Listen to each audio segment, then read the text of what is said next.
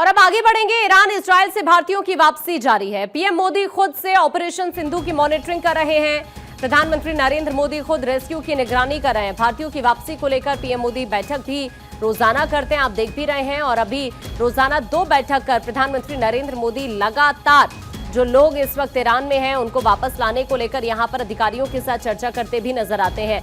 लेकिन इस बीच आपको ये बताएं कि 1700 से ज्यादा ऐसे भारतीय हैं जिन्हें अभी भारत लाया जा चुका है। देर रात भी 285 भारतीय वापस आए हैं और अब ऑपरेशन सिंधु की मॉनिटरिंग खुद प्रधानमंत्री नरेंद्र मोदी शुरू से ही करते नजर आ रहे हैं। सबसे बड़ी बात, जिस तरह से भारतीयों को वहां से लेकर आया जा रहा है, श्रीलंका और नेपाल ने भी भारत से मदद मांगी है कि उनके नागरिकों को यहां से निकालने में भारत मदद करे। अक्षय इस वक्त हमारे सहयोगी हमारे से जुड़ रहे हैं। अक्षय, अभी तक 1700 से ज्यादा भारतीयों की वापसी हो चुकी है, लेकिन सबसे बड़ी बात कि प्रधानमंत्री नरेंद्र मोदी खुद बहुत ज्यादा सीरियस है, चाहते हैं कि जल्द से जल्द जितने भी भारतीय इस वक्त ईरान में फंसे हैं उन्हें वापस सुरक्षित लेकर आया जाए।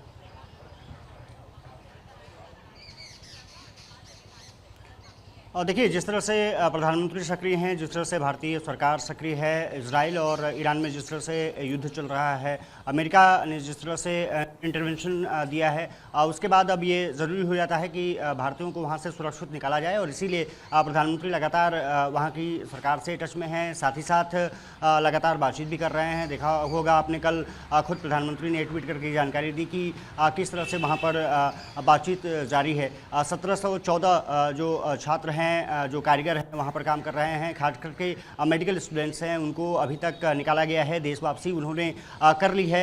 इजराइल के साथ भी यही स्थिति है। लगभग 165 भारतीयों को वहाँ से निकाला गया है। अभी जॉर्डन पहुँचे हैं और जॉर्डन से खबर आ रही है कि देर रात तक उनकी वापसी भी हो जाएगी। तो इजराइल और ईरान से लगातार भारतीयों को निकालने का क्रम जारी है और प्रधानमंत्री लगातार एक एक इनपुट पर नज़र बनाए हुए हैं। वो लगातार अधिकारियों के साथ 2-2 बैठकें कर रहे हैं। ऐसी खबरें निकल के सामने आ रही है और हर अपडेट पर वो नज़र बनाए हुए हैं कि किस तरह से भारतीयों की जो वापसी है सुरक्षित तरीके से देश वापस उनको लाया जा सके।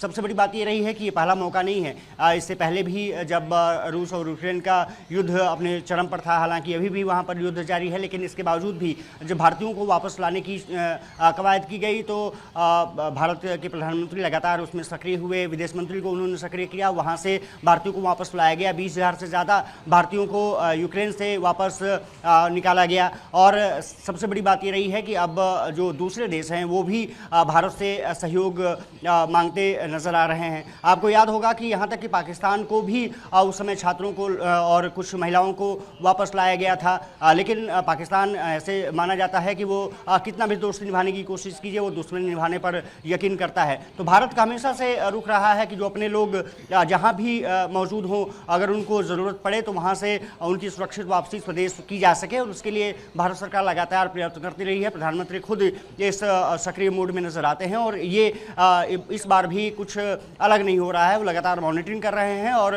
भारतीयों की जिस तरह से ईरान से वापसी हो रही है उस पर नज़र बनाए हुए हैं। खबर आ रही है कि इजराइल से 165 जो छात्र और व्यक्ति वहाँ पर जॉर्डन पहुँचाए गए हैं, उनकी भी स्वदेश वापसी रात तक हो जाएगी। तो कहा जा रहा है कि अब इजराइल से भी निकालने का काम शुरू कर दिया गया है, क्योंकि युद्ध क्षेत्र इजराइल भी बन चुका है, पूरा ईरान भी बन चुका है और अमेरिका की एंट्री ने इस पर और थोड़ा सा आप कहें तो मलहम लगाने का काम नहीं किया है, बल्कि और युद्ध को भड़काने का काम किया है। ऐसे में ज़रूरी हो जाता है कि भारतीयों की जो सुरक्षित वापसी है वो हो सके, और इसीलिए प्रधानमंत्री और भारतीय सरकार लगातार सक्रिय भूमिका में है और लगातार वहाँ से लोगों को निकाला जा रहा है। यानी न सिर्फ ईरान से बल्कि इजराइल से भी जल्द से जल्द भारतीयों की वापसी हो सके, इसी पर फोकस यहाँ पर नजर आ रहा है अक्षय, क्योंकि जाहिर तौर पर अभी सिचुएशन और ज्यादा बिगड़ती हुई नजर आ रही है और प्रधानमंत्री नरेंद्र मोदी भी इस वक्त इस बात को समझ रहे हैं, क्योंकि उनके लिए अगर अभी सबसे बड़ी प्राथमिकता है तो यही है कि पहले भारतीयों को वहां से सुरक्षित निकाला जाए, क्योंकि पूरे मिडिल ईस्ट के अंदर इस वक्त तनाव की स्थिति है। और जब पूरे मिडिल ईस्ट की बात करें, और सबसे बड़ी बात अगर हम खाड़ी देशों की बात करते हैं तो 90 लाख से ज़्यादा भारतीय इन कंट्रीज़ में वहां पर रहते हैं। तो जाहिर तौर पर अभी इन दोनों कंट्रीज़ के बीच में जो इस वक्त सिचुएशन बनी हुई है उसका इम्पैक्ट भारतीयों पर ना पड़े, ये भी कोशिश एक तरह से।